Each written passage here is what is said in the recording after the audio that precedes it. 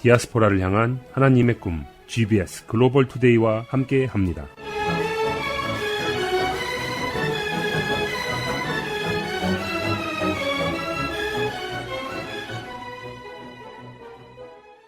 글로벌 투데이 뉴스, 미국과 한국, 전 세계 뉴스를 종합해서 보도해드립니다. 진행의 진미입니다.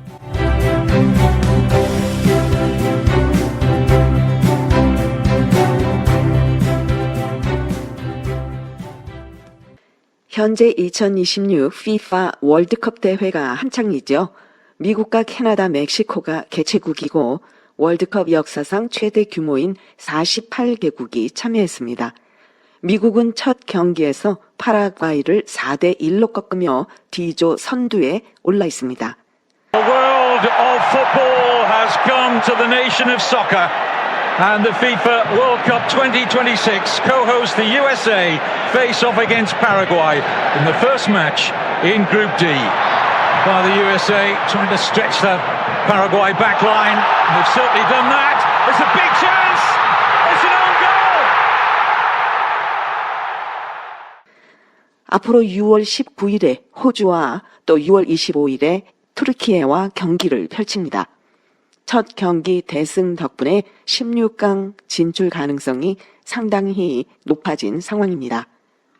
한편 홍명보 감독이 이끄는 대한민국 팀은 지난번 체코와의 승리 이후 멕시코에서 18일에는 멕시코와 24일에는 남아프리카와 경기를 가게 됩니다. 미국이 1994년 이후 처음으로 남자 FIFA 월드컵을 개최하게 된 가운데 미국 축구 팬들은 파라과이를 상대로 4대1 승리를 거둔 개막전에서 선수들이 보여준 환상적인 팀워크에 열광하고 있습니다. 이러한 팀워크의 원동력 중 하나는 그리스도에 대한 자신의 신앙을 당당하게 드러내는 많은 선수 간의 깊은 신앙적 유대감에서 비롯된다고 미 CBN이 보도하고 있습니다. 파라과이전 승리 후 수비수 마크 맥켄지는 팀 동료들과 함께 기도하는 시간을 주도했습니다. 대회를 준비하는 과정에서 미국 선수들은 경기 중에 겪는 압박감을 이겨내는 데 있어 신앙이 큰 힘이 된다는 사실을 숨기지 않고 드러내 왔습니다. 스타 윙어인 크리스티안 플리식은 경기장 안팎에서 리더십을 발휘하며 성경 시간이라는 표현을 사용하거나 자신의 인스타그램에 성경 구절을 공유하는 등 신앙적인 모습을 보여주고 있습니다. 월드컵에서 감동적인 신앙인의 모습은 미국 팀만이 아닙니다. 미 크리스찬 포스트는 지난 주일 독일이 퀴라소를 상대로 7대1의 압도적인 승리를 거두는 과정에서 독일 미드필더 펠릭스 은메차가 보여준 진정성 있는 신앙의 모습에서 전 세계 기독교인들에게 깊은 감동을 주었다고 보도했습니다. 은메차는 독일 국가대표팀 소속으로 자신의 첫 골을 기록했을 뿐만 아니라 그 골은 대회 역사상 현재까지 가장 빠른 득점으로도 기록됐습니다.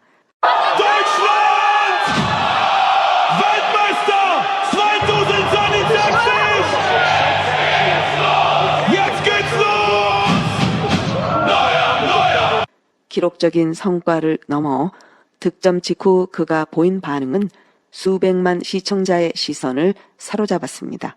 공이 골 라인을 통과하는 순간 국제 중계 카메라는 은메차의 모습을 포착했습니다.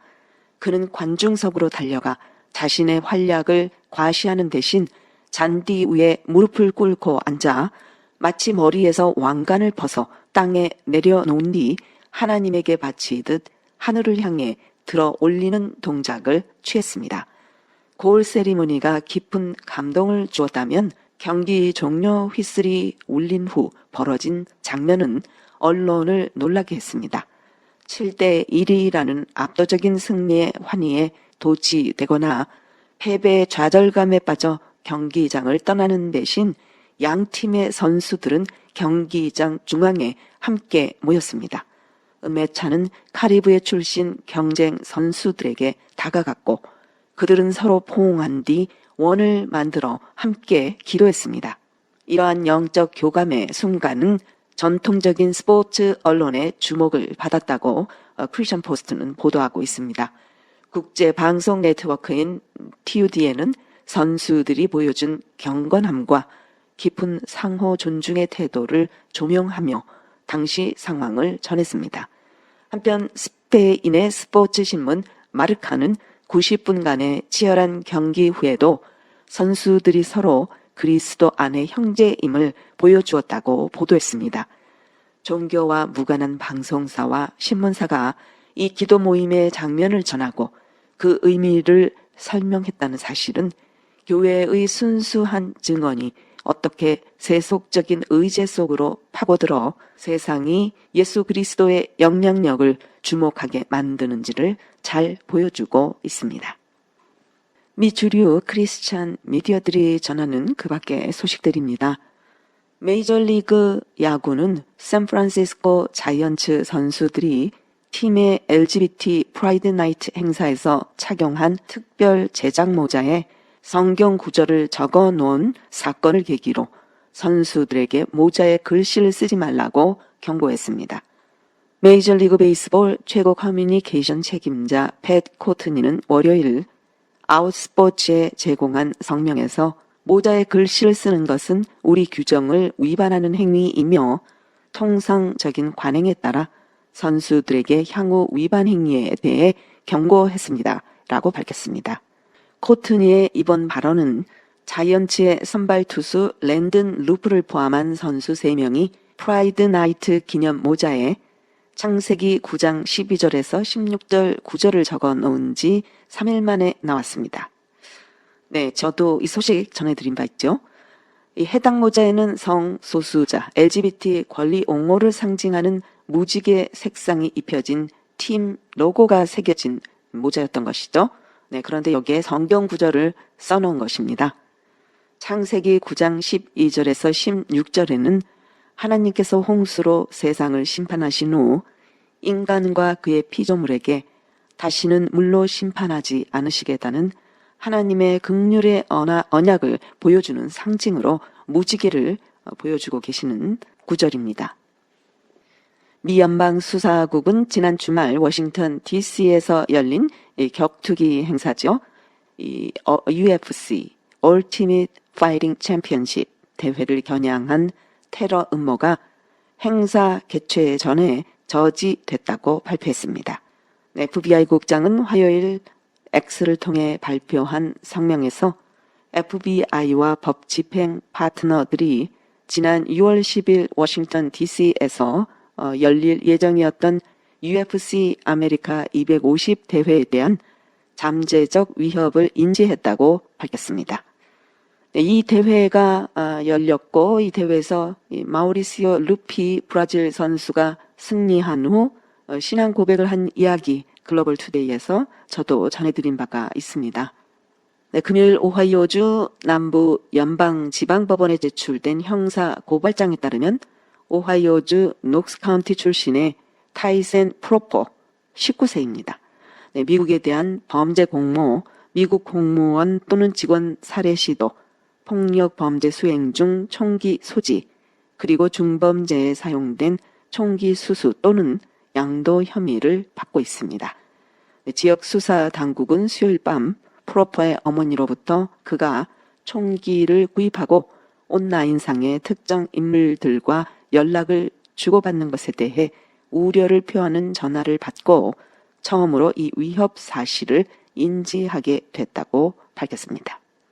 뉴질랜드의 한 유서 깊은 성공회 교회가 최근 생물학적 성별을 기준으로 남녀를 법적으로 정의하려는 국내 입법안에 반대하며 트랜스젠더를 포용하는 내용의 광고판을 설치했습니다. 뉴질랜드 최대 도시이자 옛 수도인 오클랜드에 위치한 세인트 매튜 인 더 시티 교회는 6월 11일 페이스북 게시물을 통해 We don't care what's in your pants. 네, 우리는 당신 바지 속에 무엇이 있는지 신경 쓰지 않습니다. And neither should our government. 정부 또한 그래야 합니다. 라는 문구가 적힌 눈에 띄는 광고판을 세워 해당 개정안에 대한 반대 입장을 표명했습니다. 뉴질랜드 정부가 성경적 진리를 따르려는 정책을 하려는데 교회가 적극 광고판까지 세우며 반대하는 이 현상을 글로벌 투데이 여러분은 어떻게 보십니까? 텍사스주 한 카운티 위원회의 법률 대리인들은 최근 설치된 10계명 기념비를 철거하라는 한 세속주의 단체의 요구를 거부했습니다.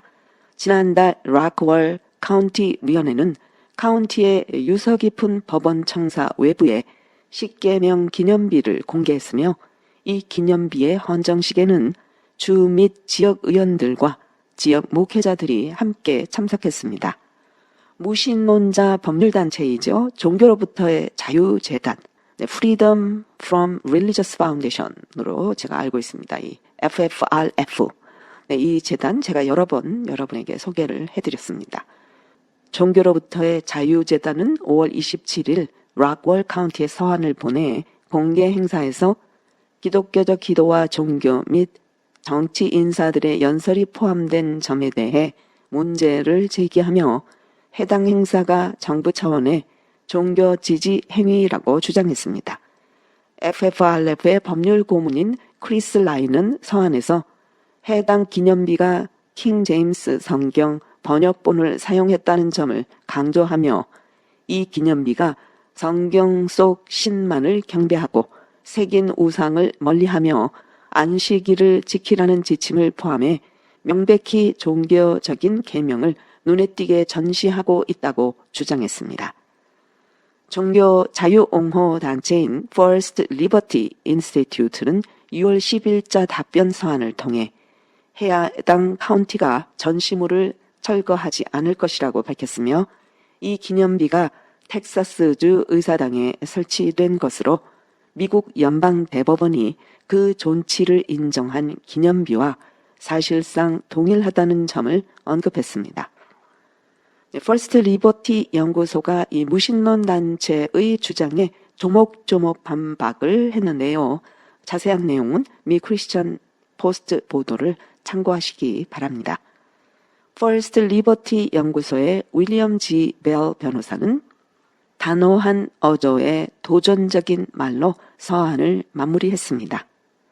만약 종교와 국가의 분리를 위한 자유재단과 유사한 단체들이 10계명이 철거되는 모습을 보고 싶어 한다면 우리는 1835년 우가르테체아 대령에게 텍사스의 선조들이 했던 일을 되풀이하겠습니다. Come and take it. 와서 가져가 보라.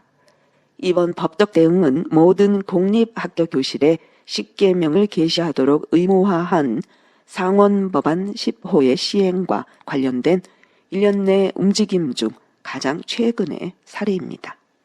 지난 4월 연방항소법원은 9대8의 판결로 세너빌 이 상원법안 10호 법안의 합헌성을 인정했으며 이는 다른 주에서도 지지자들이 유사한 입법 노력을 시작하도록 고무시켰습니다. 현재 루이지애나, 알칸소, 엘라베마에서는 법적 소송이 진행 중입니다. 웨스트버지니아 주의 한 교회에 여러 차례 불을 지른 혐의로 한 남성이 체포됐습니다. 롤리 카운티 보안관실은 토요일 쉐이디 스프링에 위치한 오픈도어 교회에 수차례 방화를 저지른 혐의를 받는 케빈 그슨의 체포와 관련해 성명을 발표했습니다. 계속해서 홍아리엘 워싱턴 특파원이 전하는 소식입니다. 글로벌 어린이재단이 최근 정기 이사회를 열고 2027년 한 해 동안 전 세계 58개 지역의 어려운 어린이들을 위해 총 72만 달러를 지원하기로 최종 결정했습니다. 이번 지원금은 현지 협력기관을 통해 굶주림과 질병, 교육의 기회를 잃은 어린이들을 위한 급식 지원과 교육, 의료, 생활환경 개선 등에 사용될 예정입니다. 오늘날 세계적인 나눔단체로 성장한 글로벌 어린이재단의 시작은 1998년으로 거슬러 올라갑니다. 당시 IMF 외환 위기로 한국의 많은 어린이들이 어려움을 겪던 시절 고 손목자 여사와 뜻을 함께한 몇몇 한국인 어머니들은 나라사랑 어머니회를 결성해 사랑의 나눔을 시작했습니다. 아이들을 살리고 미래를 지켜야 한다는 어머니들의 간절한 마음은 시간이 지나면서 더 큰 울림이 되었고 그 헌신은 오늘의 사단법인 글로벌 어린이재단으로 이어졌습니다. 특히 고 손목자 여사의 남편인 손영환 박사는 재단 감사로 섬기며 물심양면으로 든든한 버팀목이 되었고 여러 임원들의 배우자들 또한 아낌없는 지원과 봉사로 함께하며 재단의 성장에 큰 힘을 보탰습니다. 어머니들의 사랑과 가족들의 헌신이 함께 어우러져 오늘날 전 세계 어린이들을 품는 글로벌 사역으로 발전한 것입니다.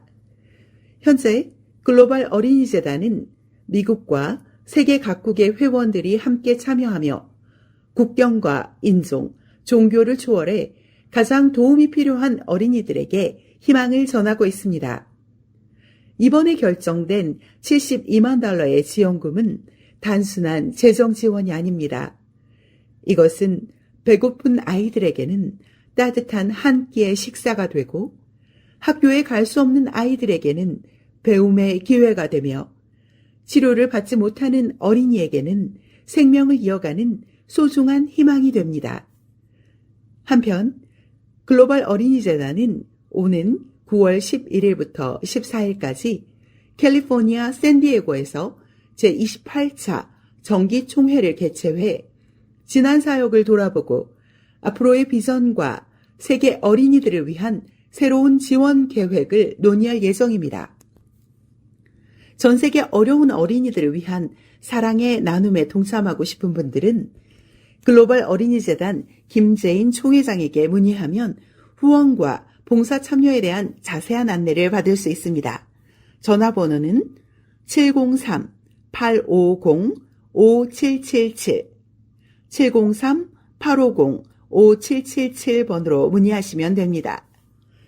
몇몇 한국인 어머니들의 작은 사랑으로 시작된 씨앗은 이제 세계 곳곳에서 수많은 어린이들의 생명을 살리는 큰 나무로 자라났습니다.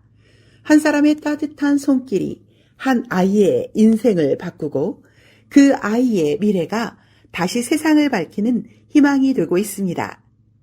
지금까지 워싱턴에서 GBS 뉴스 아리엘입니다. 이란 관련 업데이트입니다. 도널드 트럼프 대통령은 화요일 미국과 이란 간의 최근 갈등 종식을 공식화하기 위한 합의안에 대해 미 의회가 검토할 수 있도록 허용할 용의가 있다고 밝혔습니다. 뉴스맥스 보도에 따르면 여러 공화당 상원 의원들도 이번 합의가 어떻게 작동할지, 이란의 합의 준수 여부는 어떻게 감시될지, 그리고 테헤란이 약속을 위반할 경우 어떤 일이 벌어질지에 대한 더 자세한 정보를 요구했습니다. 민주당 의원들은 주로 트럼프 대통령에 대한 불신감 때문에, 반면 공화당 의원들은 이란 정권을 믿어서는 안 된다는 입장에서 양당 의원들이 이번 협상에 대해 자세한 내용을 요구하고 있습니다. 미국이 이란과의 종전 합의 서명 직후 이란산 석유 판매에 대한 제재 면제를 즉시 발효하기로 했습니다. 미국과 이란의 종전 양해 각서 합의안에 3천억 달러 규모로 이란 재건용 민간 기금을 조성하는 방안이 포함됐으며 그 금액의 절반인 1,500억 달러가 넘는 자금이 이미 출자 약정된 상태라고 로이터 통신이 소식통을 인용해 16일 보도했습니다. 이 소식통은 이 기금이 민간 투자 수단으로 통상적인 재건 배상 프로그램이 아니며 미국 정부 자금이나 보조금은 전혀 포함되지 않을 것이라고 밝혔습니다. 그러면서 출자를 약속한 기업으로 한국, 일본, 싱가폴, 말레이시아, 미국 기업들을 거론했지만 전체 명단은 공개하지 않았습니다. 이 소식통은 이들 기업의 투자 분야가 에너지, 물류, 제조, 운송 등에 걸쳐 있다고 덧붙였습니다. 도널드 트럼프 행정부가 이란과 종전을 위한 양해 각서에 이미 전자서명을 한 것으로 알려진 가운데 이번 전쟁의 또 다른 당사국인 이스라엘은 아직 해당 MOU를 열람하지 못한 것으로 알려졌습니다. 미국이 이란과의 종전 합의문을 보여줄 것을 요구했으나 거절당했는데요. 거절한 이유 중에 하나는 종전 MOU가 공식 발표되기 전에 베냐민 네탄야후 이스라엘 정부가 이를 유출할 것을 우려했기 때문으로 알려졌습니다.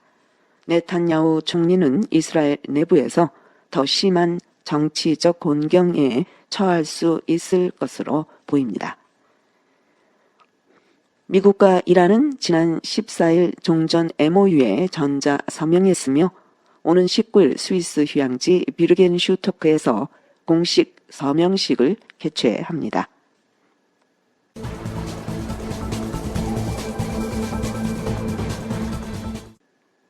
하와이주 관련 소식들입니다.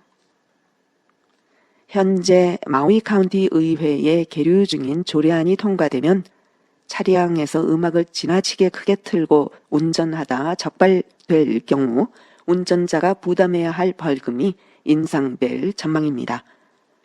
조례안 빌 119의 개정안은 1차 위반 시 부과되는 벌금을 현행 25에서 100달러에서 500달러로 상향 조정하는 내용을 담고 있습니다.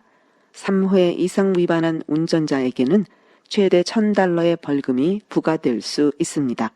이 조례안을 발의한 앨리스 리 의장은 소음 규제 관련 벌금이 지난 35년 넘게 인상되지 않았다고 지적했습니다. 의회 전체 회의는 금요일 오전 9시에 해당 안건을 심의할 예정입니다. 하와이의 영화 및 TV 산업에 활기가 다시 돌고 있습니다. 주정부가 오랫동안 기다려온 세제 혜택을 제공할 준비를 마친 가운데 대형 신규 제작 프로젝트들도 진행되고 있기 때문입니다. 이러한 프로젝트 중에는 디즈니의 실사 영화 모아나가 포함되어 있습니다. Moana, I want to know about you. Tell me about your hopes. You restore the heart. You be everyone's hero. Maui, Maui, you're so amazing. Look at the definition, this girls. 이 영화는 원작 애니메이션과 마찬가지로 섬의 문화를 풍부하게 담아낸 가족용 코미디 작품입니다. 모아나 외에도 넷플릭스 시리즈 언테임드가 최근 제작을 마쳤는데 이는 하와이에서 촬영된 최초의 캐나다 시리즈라는 점에서 의미가 있습니다. 실사판 릴로 앤 스티치 속편은 2028년 개봉 예정입니다. 현지 인력을 최소 80% 이상 고용하는 제작물에 대해 하와이주의 영화 제작세액 공제율을 5% 인상하는 내용을 담은 상원 법안 2580호가 지금 의회를 통과했는데요. 좌시 그린 주지사가 이 법안에 서명할 것인지 귀추가 주목됩니다. 하와이의 한 비영리 단체가 산호초 복원 사업에서 획기적인 성과를 거두었습니다. 오아우섬 와이아나의 해안에 현재까지 10,000개 이상의 산호가 복원됐습니다. 쿨레아나 코랄 리스토레이션은 과학적 모니터링, 산호 이식, 그리고 여러 지역에서의 산호 직접 보수 및 재부착 등 6년간의 현장 활동 끝에 이 같은 성과를 달성했습니다. 올여름 쿨레아나 산호 복원은 같은 구역에 2개의 산호 양식대를 설치할 계획입니다. 이 시설은 산호를 키우는 양식장 역할을 하는 동시에 청소년의 참여를 독려하고 차세대 산호초 지킴이를 양성하기 위한 살아있는 교육의 장으로 활용될 것입니다. 다음 달부터 하수도 요금 체계가 변경됨에 따라 오아후 주민들에게 물 전략을 실천하고 요금 지원 프로그램을 활용할 것이 권장되고 있습니다. 호노룰루 시 카운티 환경국은 7월 1일부터 새로운 하수도 요금 체계가 시행된다고 밝혔습니다. 이번 변경으로 월 기본 요금은 $63 55센트에서 $48 77센트로 인하되는 반면 물 사용량에 따른 정량 요금은 1000갤런당 7불 95센트에서 $11 83센트로 인상됩니다. 시 당국은 이 새로운 요금 체계가 물을 적게 사용하는 고객에게 더 낮은 하수도 요금을 부과함으로써 물 전략을 유도하기 위해 마련됐다고 설명했습니다. 관계자들은 주민들의 비용 절감을 돕기 위해 마련된 여러 프로그램을 소개했는데요. 그 중에는 주거용 환경 서비스 고객 지원, 케어즈 프로그램도 포함되어 있습니다. 지원 자격을 갖춘 고객은 하수도 요금에서 연간 최대 $240의 크레딧을 받을 수 있습니다. 신청은 10월 31일까지 선착순으로 접수합니다. 또한 해당 부서는 상수도국과 협력해서 변기나 세탁기 같은 절수형 설비에 대해 2배의 리베이트를 제공하기로 했습니다. 한국 소식입니다. 국민의힘 지도부의 재선거 소청 결정에 정치권 파장이 일고 있습니다. 국민의힘 지도부가 의결한 재선거 소청의 핵심 내용은요, 2026년 6.3 지방선거 당시 발생한 투표용지 부족 사태와 관련해 선거 결과에 영향을 미쳤는지 판단해 달라며 선거관리위원회에 소청을 제기하기로 결정했습니다. 대상 지역은 서울, 경기, 인천, 부산, 울산, 광주, 전남 등 6개 권역입니다. 소청 대상 선거는 해당 지역의 광역기초단체장 선거, 광역기초의원 선거, 미래대표의원 선거 등 지방선거 전반입니다. 다만 국회의원 재보궐선거와 교육감 선거는 제외했습니다. 선거 소청은 선거의 효력이나 당선 효력에 대해 선거관리위원회에 불복을 제기하는 법적 절차입니다. 선관위가 심사한 뒤 선거 결과에 영향을 미쳤다고 인정될 경우에만 선거 무효 또는 재선거가 가능해집니다. 선관위는 접수 후 60일 이내에 결정해야 합니다. 6.3 지방선거 때 발생한 투표용지 부족 사태에 대한 국회 국정조사가 45일간 진행됩니다. 여야는 이를 위해 국민의힘이 위원장을 맡는 국조특위를 여야 동수로 구성키로 했습니다. 6.3 지방선거 투표용지 부족 사태로 촉발된 잠실 개표소 봉쇄 시위가 10일째 이어진 16일 경찰들이 서울 송파구 올림픽공원 핸드볼 경기장 앞에서 근무를 하고 있는데요. 이날 오전 대한체육회 관계자들과 함께 경기장 진입을 시도했으나 시위 참가자들의 반발로 무산됐습니다. 근데 지금 이 6.3 지방선거의 국민투표 참정권 훼손과 부정선거에 항의하는 시민들은요, 잠실 개표소에 지금 많은 증거들이 있다며 점거를 풀지 않고 있습니다. 한편 6.3 지방선거의 사전선거 기간에 와이파이를 연결해 전국에 사전투표를 진행했다는 현직 선거관리위원회 직원의 양심 고백이 처음으로 나왔다고 탐사 전문 기자지요 이영돈 TV가 단독으로 보도했습니다. 글로벌 투데이를 마칩니다. 예수님 안에서 평안하세요. 샬롬.